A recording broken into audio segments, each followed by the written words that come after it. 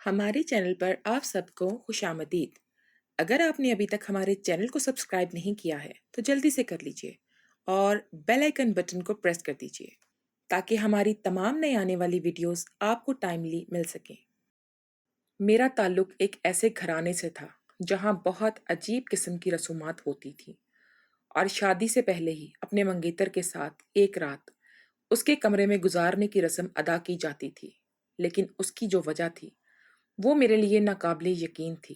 مجھے بہت وحشت ہوتی تھی، میں کیسے خاندان میں پیدا ہو گئی ہوں۔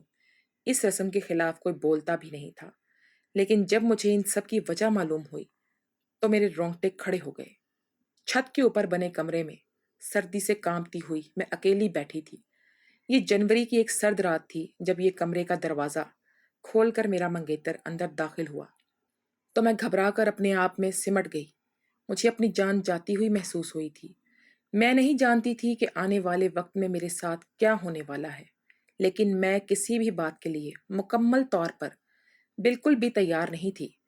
شادی سے پہلے ہی اپنے منگیتر سے ملنا، وہ بھی اکیلے میں، رات کے اس پہر۔ اس طرح کی ملاقات کسی بھی لڑکی کے ہوش اڑا سکتی تھی، اور میری حالت بھی کچھ ایسی ہی تھی۔ میرا منگیتر جیسے جیسے قدم بڑھاتے ہوئے میرے پاس آیا تو مجھے لگا کہ میرا اگلا سانس بھی رک جائے گا۔ وہ لمبا چوڑا جوان خوبصورت بلوچی مرد تھا جسے دیکھ کر ایک پل کے لیے میرا دل دھڑکنا بھول گیا تھا۔ میں نے گھبرا کر اس کے جسم سے نگاہیں ہٹا لی تھی، لیکن شاید وہ میری نگاہوں کی تپش کو محسوس کر چکا تھا۔ وہ بنا کسی ہچکچاہٹ کے میرے بستر پر بیٹھ گیا اور میری آنکھوں میں جھانکنے لگا۔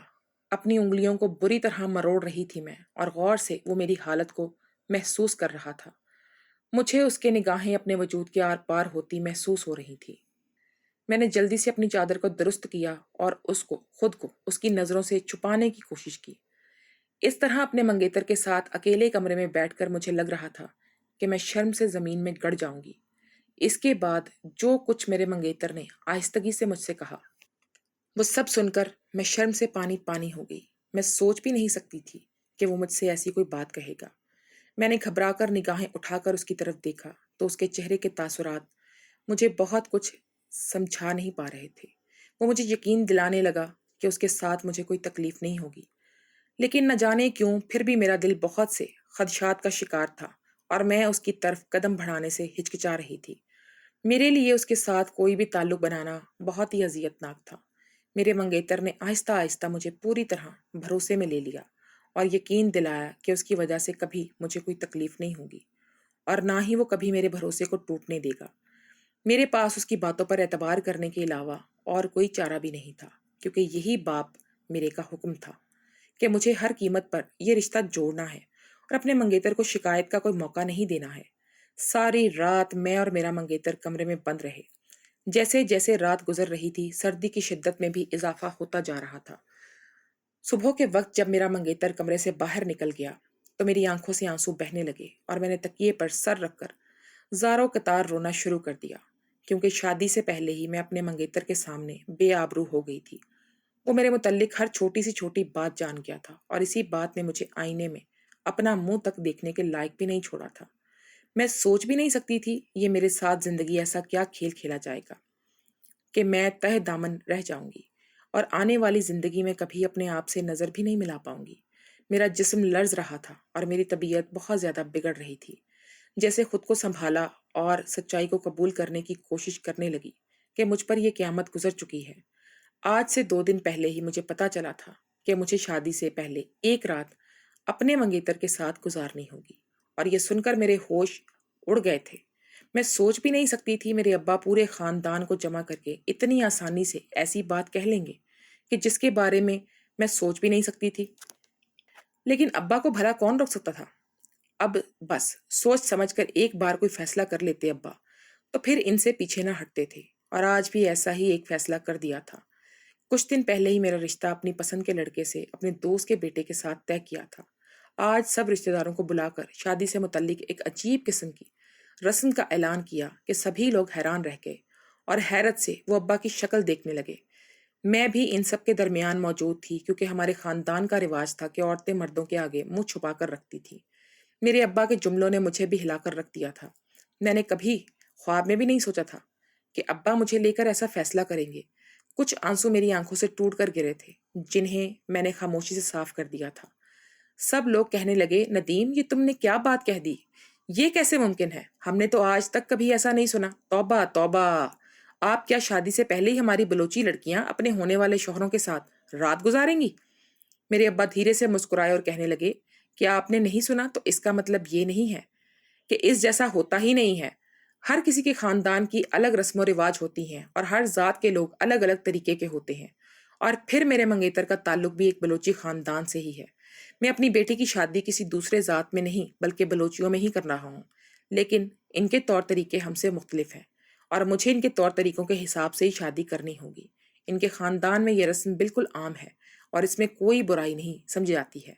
मेरे दोस्त का इकलौता बेटा है और बचपन से मेरी आंखों के सामने पला बढ़ा है। वो बहुत ही नेक और शरीफ बच्चा है और उसका कारोबार भी दूर दूर तक फैला हुआ है। मेरी इकलौती बेटी के लिए इससे अच्छा रिश्ता मिल नहीं सकता। अब्बा की बात सुनकर वहां मौजूद खानदान के तमाम बड़ों के चेहरे के रंग बदल गए और आपस में सरगोशियां होने लगी थी। सभी अस्तगफार का विर्द कर रहे थे। अब्बा बहुत ही नवाबों वाले अंदाज में कुर्सी पर बैठे हुए थे, क्योंकि खानदान वालों पर अब्बा का बहुत गहरा असर था। अब बस सबसे ज्यादा पढ़े लिखे अब्बा थे, जो हर छोटी बड़ी बात के लिए सभी लोग अब्बा से रुजू करते थे। इसलिए अब्बा के आगे खुलकर मुखालिफत करने की किसी में हिम्मत नहीं थी। अब्बा की छोटी बहन घबरा कर कहने लगी, हमने आज तक किसी ऐसी रस्म के बारे में नहीं सुना, जबकि बलोची दीनी भी हैं और ये तो गुनाह की बात लगती है। शादी से पहले ही तो अपनी बेटी को अपने होने वाले दामाद के साथ कैसे ऐसा करने की इजाजत दे सकते हो? इतना कहकर वो तो खामोश हो गई, लेकिन सब लोगों की नजरें उनके चेहरे पर टिक गईं, क्योंकि सबके ही दिल में ये सवाल मौजूद था कि अब्बा इतनी बड़ी बात पर कैसे इतनी आसानी से राजी हो सकते हैं। अब्बा कहने लगे कि मैंने आप लोगों से फतवा नहीं मांगा, बल्कि आप लोगों को ये बताने के लिए बुलाया है कि मैं मेरी बेटी की शादी से पहले ये रस्म अदा करनी होगी और जब पूरी हो जाएगी तब ही मैं इसकी शादी पूरे धूमधाम से करूंगा। अब्बा के फैसले के आगे सबकी जुबान बंद हो गई। मैंने चादर की पल्लू के ओर से अपने अब्बा के चेहरे की तरफ देखा, जहां मुझे सिवाय सख्ती के और कुछ दिखाई नहीं दे रहा था। मैं अच्छी तरह जानती थी कि अब मेरी इनकार करने की भी कोई गुंजाइश नहीं, क्योंकि अब्बा ने अब फैसला कर लिया था और मुझे इनके फैसले पर हर कीमत पर अमल दरामद करना था। एक एक करके सब लोग चले गए तो मैं बैठ गई और मैंने रोते हुए अब्बा से कहा कि ये आपने कैसी बात कह दी है, मैं सादिक के साथ कैसे एक रात गुजार सकती हूँ? अब्बा ने अजीब सी नजरों से देखा और कहने लगे, बेटी ये बात तो तुम अपने आप से पूछो कि तुम क्या ऐसा कर सकती हो या नहीं, और ये जिम्मेदारी तुम्हारे कांधों पर है कि किस तरह तुम इस रिश्ते को निभा सकोगी। अब्बा की बात सुनकर मेरी जान निकल गई थी। मैं अब्बा की बातों का मफहूम अच्छी तरह समझ सकती थी। अब्बा के जाते ही अम्मा मेरे करीब आई और कहने लगी कि अब अपने बाप से कोई सवाल पूछने की बजाय उनके हुक्म के आगे सर झुकाओ। यही तुम्हारे हक में बेहतर है। शुक्र करो, सादिक बलोची है, तुम्हें मोहब्बत करने वाला इज्जतदार बलोची रिश्ता मिल रहा है। खानदान में ढंडोरा सब बन गया कि मेरा रिश्ता ऐसे बलोची खानदान में हुआ है जहां शादी से पहले ही मर्द अपनी होने वाली बीवी के साथ ना सिर्फ रात गुजारते हैं, बल्कि उसके हामला होने के बाद ही उसे शादी करते हैं। और ये सुनकर किसी के कानों को हाथ लग गए। मेरी पास पड़ोस में रहने वाली सहेलियां भी दौड़ी चली आईं और एक ने मुझसे पूछा कि ये कैसी रस्म है और क्या सच में भी तुम्हारी शादी से पहले ऐसे होने वाले शौहर के बच्चे की मां बन जाओगी तुम? दुनिया के सब सवालों और अपनों के रवैयों ने मेरा दिल इतनी बुरी तरह दुखाया था कि मैं अपने कमरे में बंद हो गई थी। मुझे समझ नहीं आ रहा था कि मैं किस तरह सबका सामना करूंगी। हर किसी की आंखों में अजीब अजीब सवाल दिखाई दे रहे थे और हर शख्स मुझे देखकर ऐसे मुस्कुरा रहा था जैसे मेरा मजाक उड़ा रहा हो। पता नहीं वो अब्बा ने सारे खानदान के सामने ये ऐलान करके मुझे किसी से नजर मिलाने के काबिल क्यों नहीं छोड़ा था। अब्बा के ऐलान के 3 दिन बाद ही वो रात आ गई जब अम्मा ने मुझे अच्छी तरह तैयार किया और कहा कि मैं सादिक के सामने अपनी जुबान ना खोलूं और ना ही कोई ऐसी बात करूं जिसकी वजह से उसे इस रिश्ते पर कोई नुकसान पहुंचे, क्योंकि अगर मेरा और सादिक का रिश्ता ना हुआ तो अब्बा मुझे कभी माफ नहीं करेंगे। मैंने अम्मा की बात सुनकर एक नजर उनके चेहरे पर डाली, जहां मेरे लिए मोहब्बत के कोई आसार नजर नहीं आ रहे थे। ऐसा लगता था जैसे वो मेरी सगी माँ ही ना हो। एक माँ होकर वो मुझे खुद एक गैर मर्द के साथ कैसे तन्हाई में छोड़ सकती थी? जो कुछ मैंने आज तक अपने घर वालों के साथ किया था वो अच्छा नहीं था। मुझे उसकी इतनी बड़ी सजा कैसे मिल सकती थी? मेरी आंखों से आंसू बह रहे थे, लेकिन अम्मा ने मेरे आंसुओं की जरा फिक्र नहीं की थी और मुझे छत पर मौजूद कमरे में भेज दिया था, जहां मुझे सादिक का इंतजार करना था। और जब सादिक कमरे में आया اور اس نے آہستہ سے وہ ساری باتیں کہیں جس کی مجھے اس سے ہرگز امید نہیں تھی۔ تو نہ صرف میرے قدموں کے نیچے سے زمین نکل گئی، بلکہ مجھے سمجھ آ گیا کہ میرے باپ نے کیوں اور کس کے کہنے پر اس رسم کا اعلان کا فیصلہ کیا تھا، اور کیوں شادی سے پہلے مجھے بلوچی مرد کے ساتھ رات گزارنی پڑتی۔ صبح ہوتے ہی صادق کمرے سے چلا گیا تھا اور ساری جگہ میں شور مچ گیا تھا کہ میرا ہونے والا مرد اس کے ساتھ رات گزار چکا ہے۔ میری سہیلیاں پھر سوالوں کا ڈھیر اٹھائے چلی آئی تھی اور کوئی جاننا چاہتا تھا کہ رات کمرے میں ہم دونوں کے درمیان کیا ہوا ہے۔ لیکن میری طبیعت بہت زیادہ بگڑ گئی تھی، میں کسی بات کا جواب بھی نہیں دے پا رہی تھی اور اپنے کمرے میں بند ہو گئی تھی۔ ہر گزرتے دن کے ساتھ میری طبیعت بگڑتی چلی گئی، میں حاملہ ہو گئی تھی، اور یہ بات زیادہ دن تک چھپنے نہیں پائی تھی، اور ہر کوئی میرے کردار اور میرے خاندان پر انگلی اٹھا رہا تھا۔ لیکن ابا نے یہ کہہ کر ہر کسی کا منہ بند کروا دیا تھا کہ اگر کوئی صادق سے زیادہ اچھا لڑکا خاندان میں موجود ہے تو بتا دیں، میں اپنی بیٹی کی شادی اس سے کروا دوں گا۔ میرے لیے ایک ایک دن گزارنا مشکل ہو چکا تھا۔ جو آتا مجھ سے عجیب عجیب طرح کی باتیں کرتا، میں نے سارا وقت اپنے کمرے میں بند رہ کر گزارنا شروع کر دیا تھا۔ صادق نے ایک دو دفعہ مجھ سے ملاقات کی کوشش کی تھی، لیکن میں نے ہر دفعہ انکار کر دیا تھا۔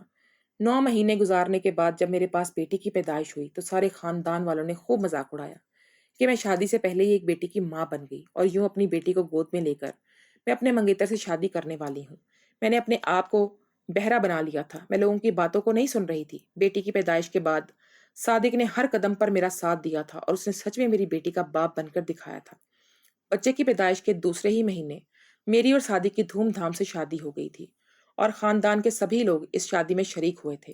ہر کسی کی زبان پر ہمارے ہی بارے میں باتیں تھی، اور ہر کوئی میری بیٹی کے بارے میں چہ مگویاں کر رہا تھا۔ صادق کے گھر والوں نے مجھے بہت عزت سے رخصت کروایا تھا، اور جب میں اپنے سسرال پہنچی تو اکیلی نہیں تھی، بلکہ میری بیٹی بھی میری گود میں تھی، جسے صادق نے بہت محبت سے اپنی گود میں لے لیا تھا۔ میرے کمرے کو اس طرح سجایا گیا تھا کہ میرے ساتھ ساتھ میری بیٹی عمل بھی، سارا سامان اس کے لیے بھی موجود تھا، اور جسے دیکھ کر میری آنکھوں سے آنسو بہنے لگے تھے کہ مجھے کس قدر محبت کرنے والا شوہر نصیب ہوا ہے، جس نے ہر چھوٹی سی چھوٹی بات کا خیال رکھا تھا۔ میرے کمرے میں بیٹھی میں صادق کا انتظار کر رہی تھی، اور جب صادق کمرے میں آیا تو میں خود اٹھ کھڑی ہوئی اور صادق کے قدموں میں بیٹھ گئی۔ مجھے اس طرح نیچے بیٹھا دیکھ کر صادق ایک دم پریشان ہو گیا اور کہنے لگا، آپ یہ کیا کر رہی ہیں؟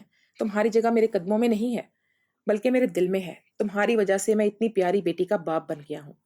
اس سے زیادہ بڑی بات اور کیا ہو سکتی ہے؟ میں نے بہت گہری نگاہ سے صادق کو دیکھا اور کہا کہ میں ساری زندگی آپ کی بے پناہ محبت کا حق ادا نہیں کر سکتی۔ کبھی کبھی سوچتی ہوں کہ آپ سے کس طرح نظر ملاؤں گی۔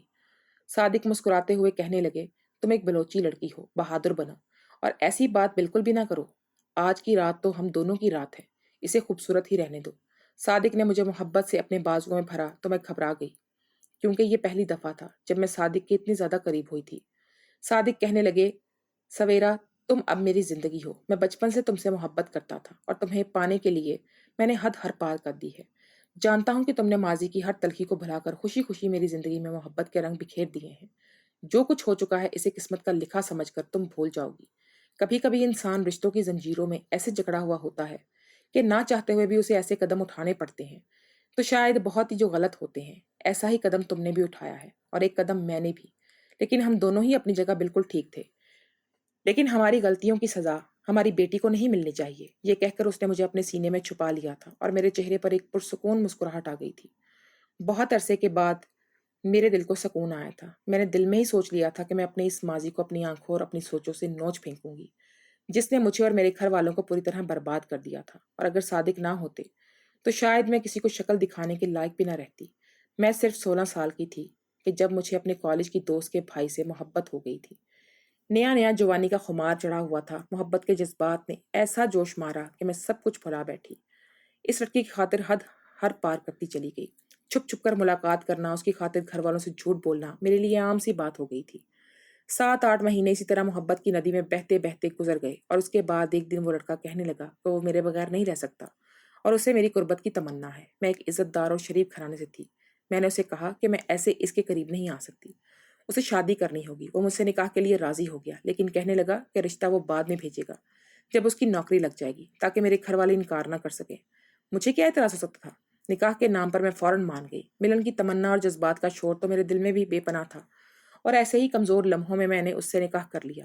گھر والوں کو بغیر بتائے میں نے نہ صرف اس سے نکاح کیا، بلکہ اس کے ساتھ ہر تعلق بھی قائم کر لیا، وہ جو میاں بیوی کا ہوتا ہے۔ اور پھر اگلے ہی مہینے میں امید سے ہو گئی یہ خبر مجھ پر کسی بجلی کی طرح گری تھی۔ جب یہ خبر میں نے اپنے شوہر کو سنائی تو وہ فوراً ہی بھپر گیا اور کہنے لگا، یہ تم نے کیا بات کر رہی ہو؟ میں بھی کسی بچے کا بوجھ نہیں اٹھا سکتا ابھی، اور ہماری شادی کا تو کسی کو علم بھی نہیں ہے۔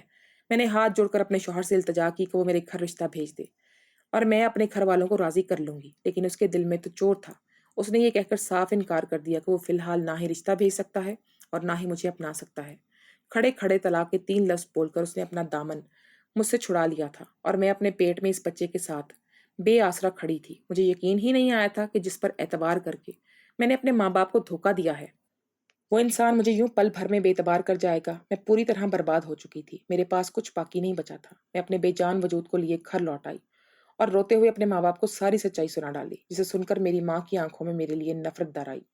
میری ماں تو شاید جان ہی لے لیتی میری، لیکن ابا نے انہیں روک دیا اور کہنے لگے کہ تم سے غلطی ہو گئی ہے اور ہم اس غلطی کو کس طرح سدھاریں گے، ہمیں یہ سوچنا چاہیے۔ ابا مجھ سے بہت ناراض تھے، لیکن انہیں مجھ سے نفرت نہیں ہوئی تھی، وہ مجھ سے بات محبت سے کرتے تھے۔ میں ان کی اکلوتی بیٹی تھی، اماں نے تو میری شکل دیکھنا بھی چھوڑ دی تھی۔ میں اپنے کمرے میں بند ہو کر رہ گئی تھی۔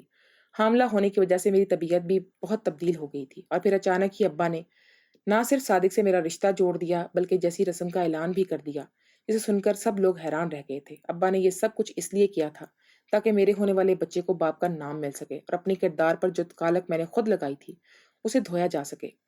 پہلے میں ابا کے فیصلے کا مطلب نہیں جان پائی تھی اور مجھے لگا تھا کہ شاید واقعی صادق کے خاندان میں ایسی کوئی رسم ہوتی ہے، لیکن جب اس رات صادق کمرے میں آیا تو اس نے مجھے خود آہستہ آہستہ بتایا کہ ابا نے رشتہ کرنے سے پہلے اس کو میرا سارا سچ بتا دیا تھا۔ صادق جانتے تھے کہ میں طلاق یافتہ لڑکی ہوں اور میرے پیٹ میں کسی اور کا بچہ ہے۔ اس طرح صادق نے میرے ساتھ کچھ غلط نہیں کیا، بلکہ ساری رات مجھے اس بات کا یقین دلایا تھا کہ وہ آنے والی زندگی میں میرے ساتھ رہ کر آسانیاں پیدا کرنے کی کوشش کریں گے، اور یہ جان کر صادق میری حقیقت سے واقف ہیں، میں شرم سے زمین میں گر گئی تھی۔ میں کیونکہ ایک ایسی بیٹی تھی جس نے اپنے ماں باپ کے نام پر تھپا لگا دیا تھا۔ صادق ایک رات میرے ساتھ گزار کر ایسے ہی واپس چلے گئے تھے، لیکن ان کے اس عمل نے مجھے بہت بڑی سزا سے بچا لیا تھا۔ لوگ میری اولاد کو صادق کی اولاد سمجھتے تھے، اور جو کچھ ہم دونوں کے بیچ اس رات ہوا تھا اسے لوگوں نے ایک رسم سمجھ لیا تھا۔ لوگ اس بات پر راضی خوش نہیں تھے، لیکن اسے صادق کی طرف سے ایک رسم سمجھ کر سب نے اپنے منہ بند کر لیے تھے۔ بچے کی پیدائش پر میری عدت ختم ہوئی تو صادق نے عزت سے مجھے نہ صرف اپنے گھر کی عزت بنا لیا بلکہ میرے بچے کو بھی اپنا نام دے کر ہمیں ساری زندگی کی پریشانی سے بچا لیا۔ میں نے ایک ایسے مرد کا بھروسہ کیا تھا جس سے صرف میرے جسم کی چاہت تھی۔ میں خود کو بہت خوش نصیب سمجھتی تھی۔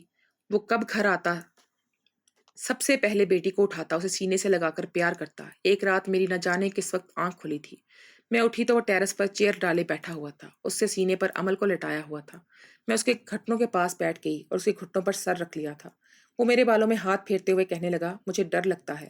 میں نے نہ سمجھی سے ان کی طرف دیکھا اور کہنے لگی، کبھی میری بیٹی کو معلوم نہیں ہونا چاہیے کہ یہ آپ کی سگی بیٹی نہیں ہے، میری اس میں جان بستی ہے، میں اس کے بنا مر بھی سکتا ہوں۔ میں نے آنسو صاف کیے اور کہا، کبھی معلوم نہیں ہوگا۔